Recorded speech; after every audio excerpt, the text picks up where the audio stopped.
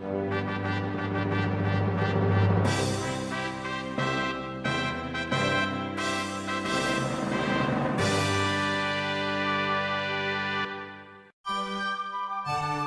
hello and welcome to another little YouTube video of my adventures around Estonia.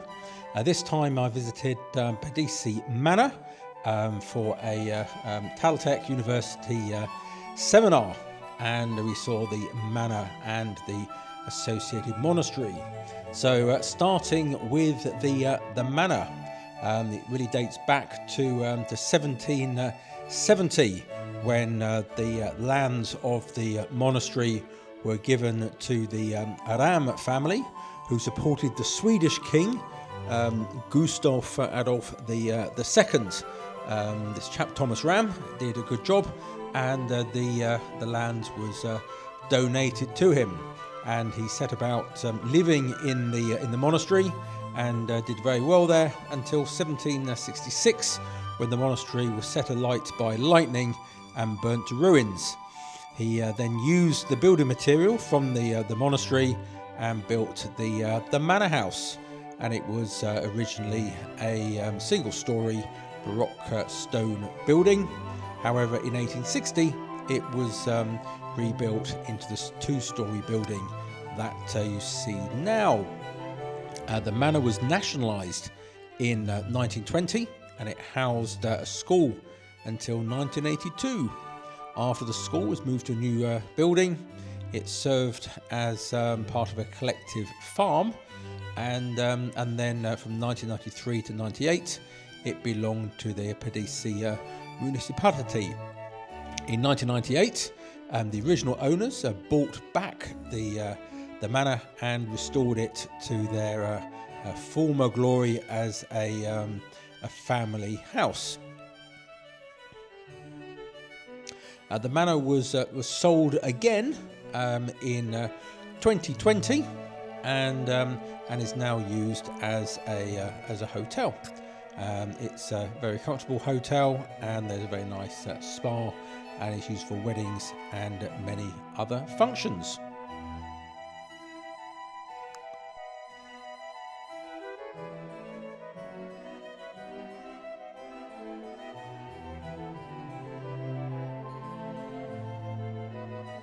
And here I've been shown to my room, which is very nice indeed. It's nice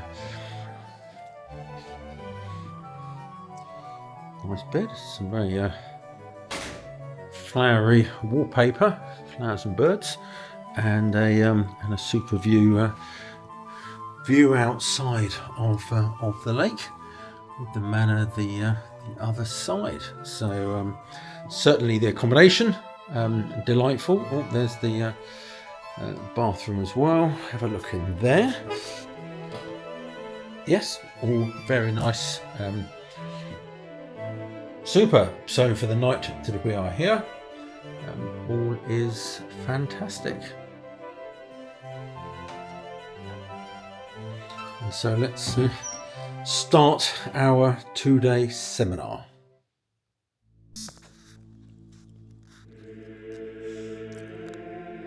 Well, as a break from our discussions, we were very kindly given a tour of the monastery, which was fascinating, and thanks to Wikipedia, I now know all about it. So the abbey was a former Cistercian monastery, and it was settled originally in 1310 by some dispossessed monks from Latvia. It was converted into a fortress after its dissolution in 1559, and as you know, was later used as a country house. The ruins have been partially restored and is a museum. The interest in Padise of the monks, it was first documented in 1283 in a letter from King Erik V of Denmark regarding the acquisition of land for the construction of the monastery, but almost certainly there had been a presence there for several decades previously as part of the Christianization of the territories of Estonia, newly conquered by the Teutonic Knights. In 1335, the abbey was appropriated by the Teutonic Knights and the monks dispossessed. King Eric VI of Denmark then gave them permission to build a fortified monastery, where they moved in 1310, although construction of the stone buildings did not begin until 1317. In 1343, at the time of the St. George's Night uprising, when it was still only partially built, the monastery was burnt down and 28 monks, lay brothers and German vassals were killed. Rebuilding began in 1370, and by 1445 all major works, including construction of the gatehouse and the residential and service buildings, have been completed. The vaulting was added later, and the consecration of the main building took place in 1448. At about 1400, the monastery had acquired extensive estates in Estonia and also in southern Finland, and throughout the 15th century enjoyed a period of great prosperity and influence as one of the most important spiritual centres of Estonia. From about 1500, however, it began to sell off its lands and entered a period of decline. Nevertheless, it survived the upheavals of the Reformation in the 1520s. However, in the Livonian War, the last master of the Livonian author, fearing after the invasion of the Russians that the Swedes would occupy the monastery, occupied it himself in 1558, and in 1559 dissolved it, ejecting the monks and confiscating the buildings and estates. He converted the monastery itself into a fortress, which the Swedes duly took over in 1561. In 1576, the Russians besieged and took the monastery, and during their occupation strengthened the fortifications, but 4 years later were in their turn besieged by the returning Swedes, who regained it in 1580 after a long siege and a damaging bombardment. In 1622, as I've said previously, King Adolphus of Sweden gave the estates to Thomas Ram, and it remained in his possession until 1919.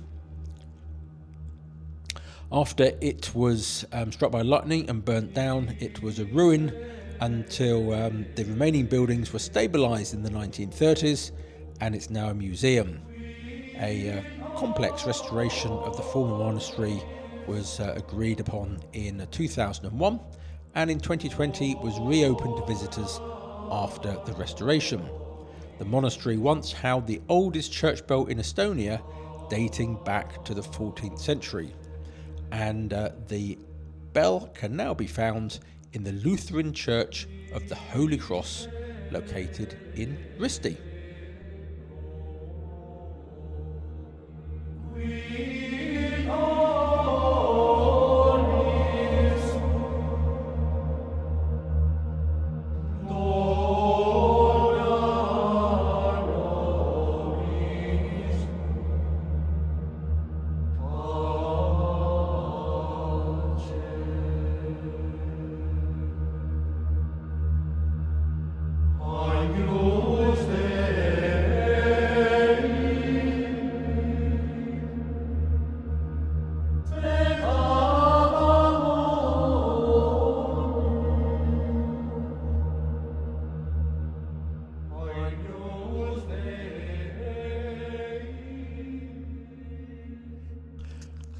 Without doubt, the most impressive part of the monastery is the bit which is most complete, and that's the church or oratory, very different from traditional Cistercian monasteries, apparently, and built as a simple box-like structure with 4 vaults, and resembles other designs found in Western Estonia and on the islands.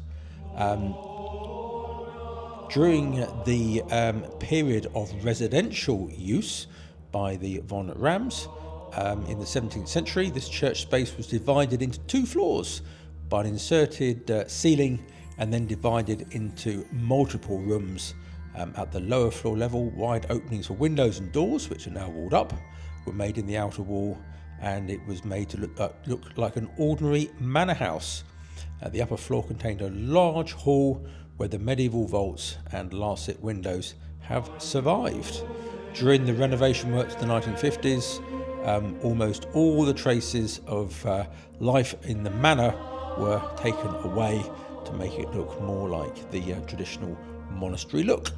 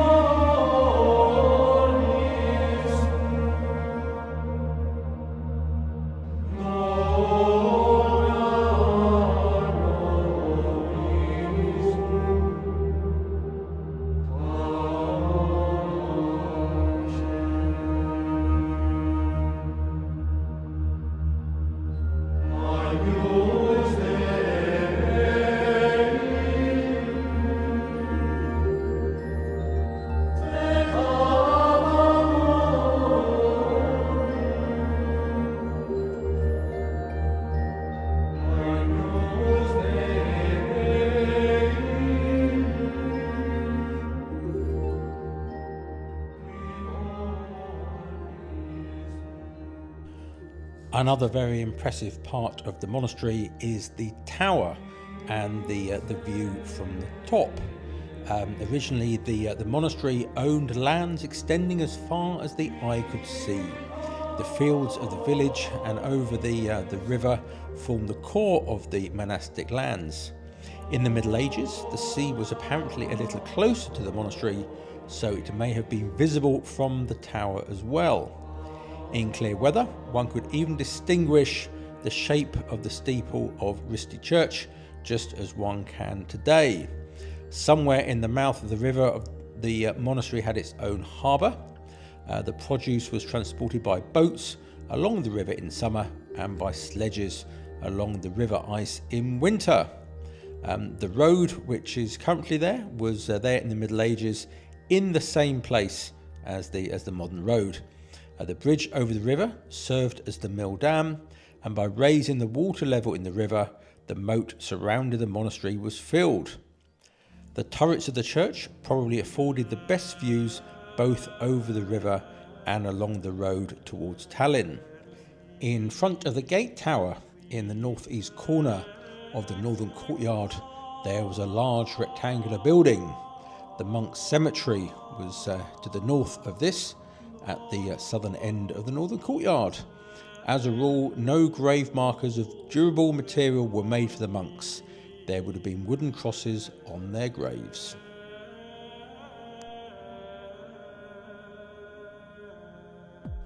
Systematic archaeological studies were begun in the ruins of the Padise Monastery, which was seen as an important historical monument in the middle of the 1930s. However, during the war and occupation, there was a long pause in work on the monastery, and it was not until the Khrushchev thaw that efforts to protect and restore the monument began again. Between 1954 and 1969, an extensive clean-up of the rubble, the restoration of the walls, and the construction of new roofs were undertaken. In 1961, approximately 1,300 tonnes of earth and stones that had accumulated in the northern outer courtyard through the centuries were carried away by lorry. The cultural layer was rich in finds, so excavation was done manually with spades. When possible, an excavator with a bucket was used to remove the debris, but often the work had to be done by spades and wheelbarrows. In 1955 to 1969, the work concentrated on the church, which had been converted to a manor house. The remains of the inserted ceiling, the partition walls and the chimney piece were demolished, the window and doors openings were walled up, and the original door and windows opening of the church were reopened and restored.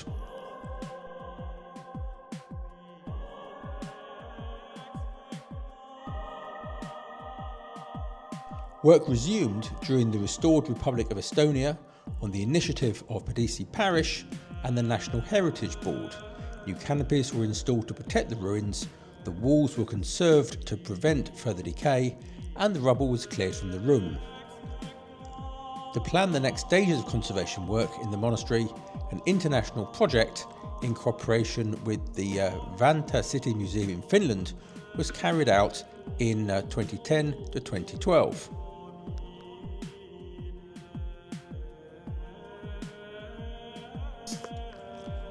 And so all that is left is for me to thank the organisers at TalTech for a fantastic couple of days. We had some good discussions and a lovely tour of the monastery, and it was a very good session that hopefully we will repeat at another time.